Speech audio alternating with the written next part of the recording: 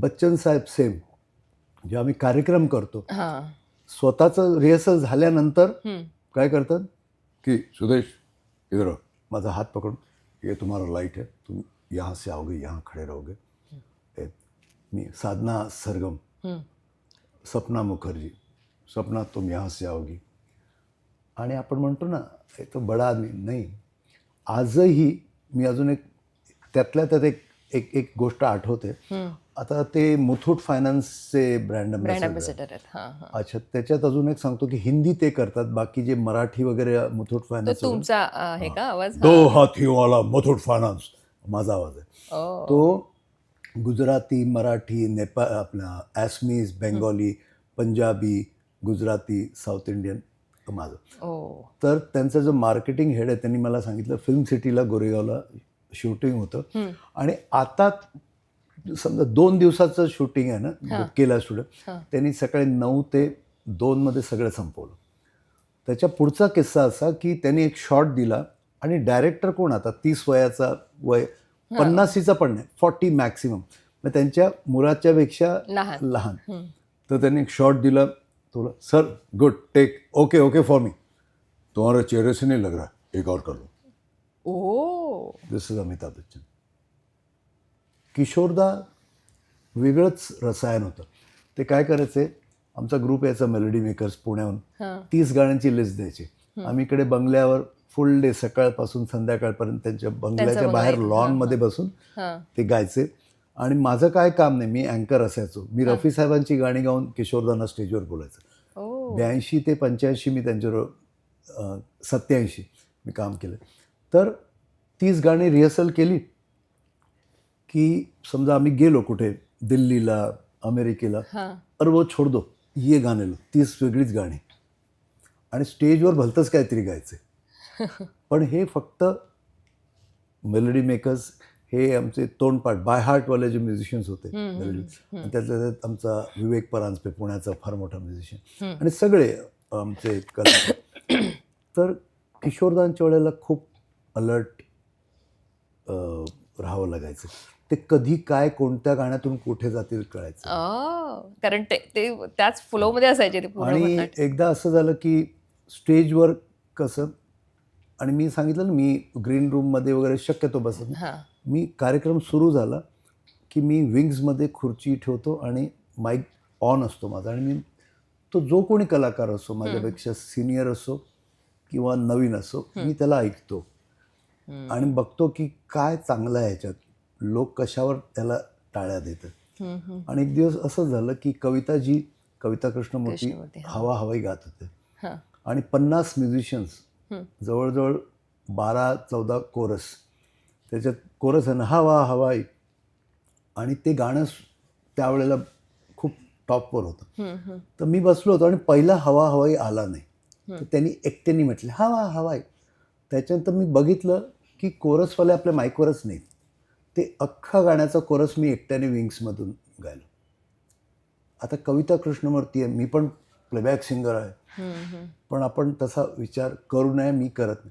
मग त्यांनी कविताजींनी मला स्टेजवर बोला, देखो he is my very good friend, he is a playback singer, इनको क्या जरूरत थी, but he sang the whole chorus for my song. आणि गाणं संपल्यानंतर हे सगळे कुठून तरी चहा पित होते, पळत पळत आले. आणि एक सांगतो, माझा पहिला शो 86 मध्ये हाँगकाँगला, आर डी वर्मन, आशा भोसले नाही, तर गाणी वगैरे होत होती आणि असं सेट होतं की ह्या गाण्यात पिया तू अब तो आजा हे हे हे मोनिका, आणि पंचमदा येणार होते ऑडियन्समधून. एक ओव्हल शेप असा स्टेडियम होतं, तिकडून बाउन्सर्स बरोबर ऑडियन्समधून मोनिका सगळ्यांना हात मिळत मिळत असं प्लॅनिंग होतं. तर म्हटलं यांचा मोनिका पहिला आला नाही, आणि माझी तीच सवय, हाँगकाँगला गेलो, आशाजींचा पहिला शो, माईक ऑन होता, म्हटलं काहीतरी गोंधळ, मी मोनिका, आणि येईपर्यंत मोनिका मोनिका आशाजी कंटिन्यू, आणि मी मोनिका मोनिका करत करत जवळ आले. पंचमदा त्यांचा माईक खेचला, म्हटलं येलो, मेरा माईक बंद रखा था. तर फक्त पंचमदांना माहिती आहे की कोणतरी माझा आवाजात बोलतोय, ऑडियन्सला कळलं नाही, आशाजींना पण माहित नाही. तर हे जे स्टेजवर जे तयारी लागते ना, किंवा कधी कधी एखादा गायकाचा अचानक त्यावेळेला हे टीमवर्क आहे. बरोबर. मी प्लेबॅक सिंगर म्हणून मी माझे जे को सिंगर्स आहेत म्हणजे स्टेजवर गाणारे ते पण फार चांगले आहेत, फक्त देवानं त्यांना प्लेबॅक सिंगर नाही, तर त्यांच्यासाठी पण कोरस गातो. पण हे काय ना, तुम्ही स्टेजबद्दल म्हणाला तर स्टेजवर ह्या 2-4 गोष्टी लक्षात ठेवून कधी तुमच्याही वर अशी पाळी येईल. हो. आता काय झालं, एकदा आशाजींचा आम्ही पुण्याला आर्मीसाठी शो करत होतो आणि इथून मुंबईहून पुण्याला पोहोचेपर्यंत आशाजींचा आवाज टोटल म्हणजे असं झालं आणि माझा आवाज बसला, मी कसं काढणार. तर आम्ही सगळं त्यांना धीर द्यायचा प्रयत्न, आशाजी काळजी करू नका, होईल. मला आई काळजी करू नका, हो काय काळजी करू नका, तू गाणार माझी गाणी. म्हटलं हो गाणार. आणि तुम्हाला खोटं वाटेल म्हणजे आज त्या नाही आहेत प्रूव्ह करायला, पण म्युझिशियन त्या गात होत्या आणि मी त्यांच्या थोडंसं 2 पावलं मागेन सगळी गाणी इन्क्लुडिंग उमराव जान मी सॉफ्ट गात होतो आणि त्या पण गात होत्या. आर्मीला माहिती होतं की आज आवाज, शेवटच्या 4 गाण्यात त्यांचा आवाज खुलला. आणि त्यांचा मुलगा आनंद, तो त्यावेळेला दुबईला होता, आल्यानंतर आनंद या मुलाने आज वाचवला रे मला परवा. दुसरा कोणी असताना तर विंग्समध्ये माझी मजा घेतली असते.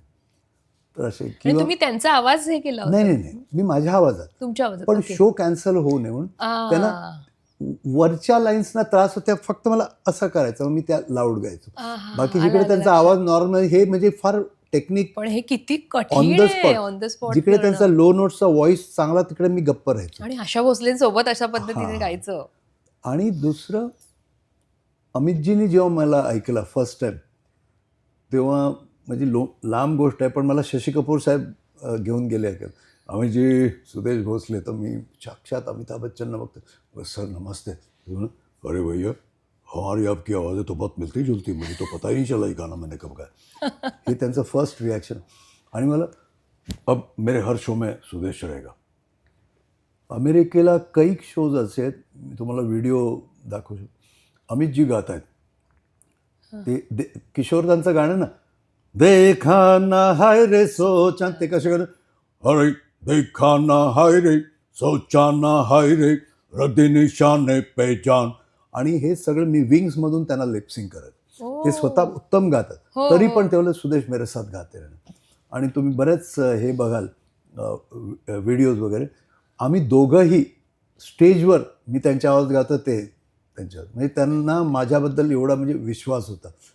आणि एक मला कोणीतरी अचानक व्हिडिओ पाहिला माझा जुम्माचो, अरे हो जुम्मा फेमस झालं ना, तर एक आय लव्ह मुंबई म्हणून विलासराव साहेब देशमुख मुख्यमंत्री, तेव्हा हे सगळ्या चौपाट्यांवर 4 ठिकाणी का 10 ठिकाणी महाराष्ट्रात एका ठिकाणी आपल्या मुंबईत शो होतं. तेव्हा एका शोमध्ये ते म्युझिक सुरू, डेंग डेंग डे डेंग डेंग डे डेंग डेंग, आणि अमितजीनं माझ्या हातात माईक दिला आणि सगळा डायलॉग मी बोललो, अरे ओ जुम्मा मेरी जाने मान जान. आणि मग जुम्मा चुम्मा तिथून त्यांनी जॉईन केलं. तर ह्या चुका बऱ्याच घडतात, आजही घडतात. आणि आता तर कधी कधी ना म्हणतो ना मी ब्लँक होऊन जातो. अच्छा. पण त्यावेळेला कोण ना कोणतरी मदत करतं. तेच तर टीमवर्क असतं ना. टीमवर्क. मला हे ऐकायला आवडेल की झुमा चुम्मा विषयी, कारण तो एक काय म्हणतात म्हणजे आजची पिढी, म्हणजे आमच्या नंतरची पण आमची मुलं बिलं, त्या पिढीलाही ते गाणं आवडतं तितकंच, त्याच्यावर ते ठेका धरतात. या गाण्याची मला स्टोरी ऐकायला आवडेल, कशा पद्धतीने जेव्हा अमितजींनी पहिल्यांदा ते ऐकलं होतं तुम्ही गायल्यानंतर. तर तुम्हाला सांगतो, ते गाणं आत्ता फेब्रुवारीला 35 वर्ष झाली. आणि आजही ते गाणं तेवढंच ताजं आहे. मी मुंबईत असो, महाराष्ट्रात असो, भारतात असो, का पृथ्वीच्या कोणत्याही कोपऱ्यात असो, मी स्टेजवर आलो की आवाज यायलाच पाहिजे, अरे जुम्मा जुम्मा चुम्मा. तर मी म्हणतो ना, लक्ष्मीकांतजी, प्यारेलालजी, बक्षी साहेब, त्यांच्यावर तुम्ही बरीच कामं केली आहेत हो. ना. मी पंचमदा, कल्याणजी आनंदजी, बप्पीदा, लक्ष्मीकांत प्यारेलाल, राजेश रोशन यांच्यावर खूप, आणि इवन नवीन पिढी, शंकर एहसान लॉय, नंतर विशाल शेखर, हे जेवढे नवीन आहेत आता नवीन आहेत सगळे प्रीतम दा सगळ्यांबरोबर काय. पण काय झालं ते मी एक अजूबा चित्रपटासाठी गात होतो एक गाणं, या अली मेरा नाम है. तर लक्ष्मीकांत प्यारेलाल म्युझिक डायरेक्टर होते आणि शशी कपूर डायरेक्टर होते अजूबाचे. तर लक्ष्मीजींनी, म्हणजे ह्या मी 1000 वेळा सांगितलं तरी पण आज सांगतो, की गाणं रेकॉर्ड होताना रिहर्सल चालू असताना ये लड़का जो है वो बहुत अच्छी अमित जी की साउंड बनाता है शशी कपूर ने. तो बोला हाँ सुनाइए. तो ते जे माझं गाणं होतं ना, या अली मेरा नाम है अली, या अली मेरा नाम है अली. तर त्यांनी म्हटलं, मी ते कागद दिलं, या अली मेरा नाम है अली, रहता हूँ मैं कहाँ मस्जिद वाली गली. शशि बोले लक्ष्मी जी परसों वाला गाना अमित जी से नहीं, इन्हीं से कराएंगे.